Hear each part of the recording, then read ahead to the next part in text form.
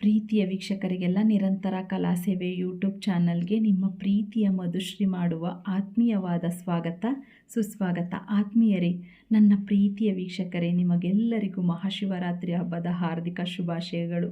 ಮಾಘ ಮಾಸದ ಕೃಷ್ಣ ಪಕ್ಷದ ಚತುರ್ದಶಿಯಂದು ಆಚರಿಸಲಾದ ಶಿವರಾತ್ರಿಯು ಶಿವಭಕ್ತರ ಪಾಲಿಗೆ ಮಂಗಳಕರ ರಾತ್ರಿ. ಹಗಲು ಉಪವಾಸವಿದ್ದು ರಾತ್ರಿ ವೇಳೆ ಜಾಗರಣೆ ಇದ್ದು ಶಿವನನ್ನು ಆರಾಧಿಸಿ ಪೂಜಿಸಿ ಶಿವನ ಕೃಪೆಗೆ ಪಾತ್ರರಾಗುವ ಶುಭ ದಿನ. ಈ ದಿನದಂದು ಶಿವನನ್ನು ಭಕ್ತಿಯಿಂದ ಪೂಜಿಸಿ ಪ್ರಾರ್ಥಿಸಿದರೆ ಪಾಪಗಳೆಲ್ಲವೂ ಕಳೆದು ಮೋಕ್ಷ ಪ್ರಾಪ್ತಿಯಾಗುವುದೆಂದು ಶಿವಭಕ್ತರಲ್ಲಿ ಬಲವಾದ ನಂಬಿಕೆ ಇದೆ. ಹಾಗೆಯೇ ಶಿವಪುರಾಣಗಳಲ್ಲಿ ತಿಳಿಸುವಂತೆ ಹಿಂದೂ ಸಂಸ್ಕೃತಿಯ ಪ್ರಕಾರ ಮಹತ್ವಪೂರ್ಣ ಹಬ್ಬಗಳಲ್ಲೊಂದಾದ ಮಹಾಶಿವರಾತ್ರಿಯ ದಿನದಂದು ಶಿವನು ಪಾರ್ವತಿಯೊಡನೆ ಸಂಚರಿಸುವನು. ಅವನನ್ನು ಈ ದಿನ ಪೂಜಿಸಿದರೆ ವಿಶೇಷವಾಗಿ ಅನುಗ್ರಹಿಸುವನೆಂದು ನಂಬಿಕೆ ಇದೆ. ಹಾಗೆಯೇ ಕೈಲಾಸವಾಸಿಯಾದ ಶಿವನಿಗೆ ಈ ಶುಭ ದಿನ ಅತ್ಯಂತ ಪ್ರಿಯವಾದ ದಿನ. ಈ ದಿನದಂದೇ ಶಿವನು ಪಾರ್ವತಿಯನ್ನು ವಿವಾಹವಾದನೆಂದು ದೇವಾನುದೇವತೆಗಳು ಗಿರಿಜಾ ಕಲ್ಯಾಣವನ್ನು ವೀಕ್ಷಿಸಿ ಇಡೀ ರಾತ್ರಿ ಜಾಗರಣೆ ಇದ್ದು ಶಿವ ಪಾರ್ವತಿಯರಿಗೆ ಪೂಜೆ ಸಲ್ಲಿಸಿದರೆಂದು ನಂಬಿಕೆ ಇದೆ. ಆ ದಿನದಿಂದ ಈ ದಿನದವರೆಗೂ ಜಾಗರಣೆ ಆಚರಣೆಯಲ್ಲಿದೆ ಎಂದು ಸಹ ಹೇಳಲಾಗುತ್ತದೆ. ಹಾಗೆಯೇ ಈ ಶುಭ ದಿನದಂದು ಅಸುರರು ಸೇರಿ ಸಮುದ್ರ ಮಂಥನಗೈದಾಗ ಉದ್ಭವವಾದ ವಿಷವನ್ನು ಶಿವನು ಘಟಘಟ ಎಂದು ಕುಡಿದನು.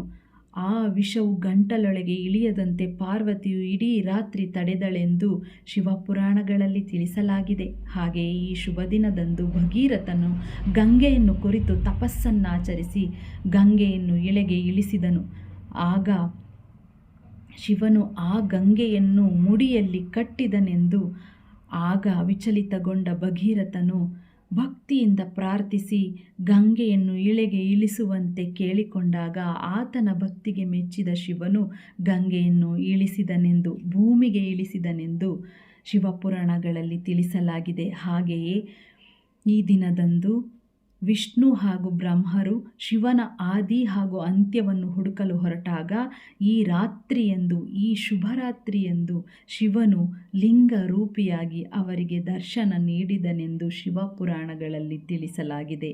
ಹಾಗೆಯೇ ಈ ಮಹತ್ವಪೂರ್ಣ ಹಬ್ಬಕ್ಕೆ ವೈಜ್ಞಾನಿಕ ಹಿನ್ನೆಲೆಯೂ ಕೂಡ ಇದೆ. ಅದೇನೆಂದರೆ, ಶಿವ ದೇವಾಲಯಗಳಲ್ಲಿ ಲಿಂಗಕ್ಕೆ ಬಿಲ್ವ ಪತ್ರೆಯನ್ನು ಅರ್ಪಿಸಿದರೆ ಆ ಬಿಲ್ವ ಪತ್ರೆಯಲ್ಲಿ ಹೊರಹೊಮ್ಮುವ ವಾಸನೆಯು ನಮ್ಮ ದೇಹದೊಳಗೆ ಸೇರಿ ನಮ್ಮ ಉಸಿರಾಟದ ಸಮಸ್ಯೆಗಳನ್ನು ಬಗೆಹರಿಸುವುದೆಂದು, ಹಾಗೆ ಈ ದಿನದಂದು ಉಪವಾಸವಿದ್ದು ಯಥೇಚ್ಛವಾಗಿ ನೀರು ಕುಡಿಯುವುದರಿಂದ ನಮ್ಮ ದೇಹದಲ್ಲಿರುವ ವಿಷಕಾರಿ ಅಂಶವು ಹೊರಹೋಗುವುದೆಂದು, ಹೊಸ ಚೈತನ್ಯ ಶಕ್ತಿಯು ಮೂಡುವುದೆಂದು ಹೇಳಲಾಗುತ್ತದೆ. ಇಂತಹ ಮಹತ್ವಪೂರ್ಣ ಹಬ್ಬವನ್ನು ಎಲ್ಲರೂ ಭಕ್ತಿಯಿಂದ ಆಚರಿಸಿ ಶಿವನ ಕೃಪೆಗೆ ಪಾತ್ರರಾಗಿ ಆರೋಗ್ಯ ಅಷ್ಟೈಶ್ವರ್ಯವನ್ನು ಪಡೆಯೋಣ ಎಂದು ಎಲ್ಲರಲ್ಲಿ ಕೇಳಿಕೊಳ್ಳುತ್ತಾ, ಎಲ್ಲರಿಗೂ ಮತ್ತೊಮ್ಮೆ ಮಗದೊಮ್ಮೆ ಮಹಾಶಿವರಾತ್ರಿಯ ಹಬ್ಬದ ಶುಭಾಶಯಗಳನ್ನು ಅರ್ಪಿಸುತ್ತಾ ನನ್ನ ಮಾತುಗಳನ್ನು ಮುಗಿಸುತ್ತಿದ್ದೇನೆ. ಧನ್ಯವಾದಗಳು. ಮತ್ತೆ ಸಿಗೋಣ.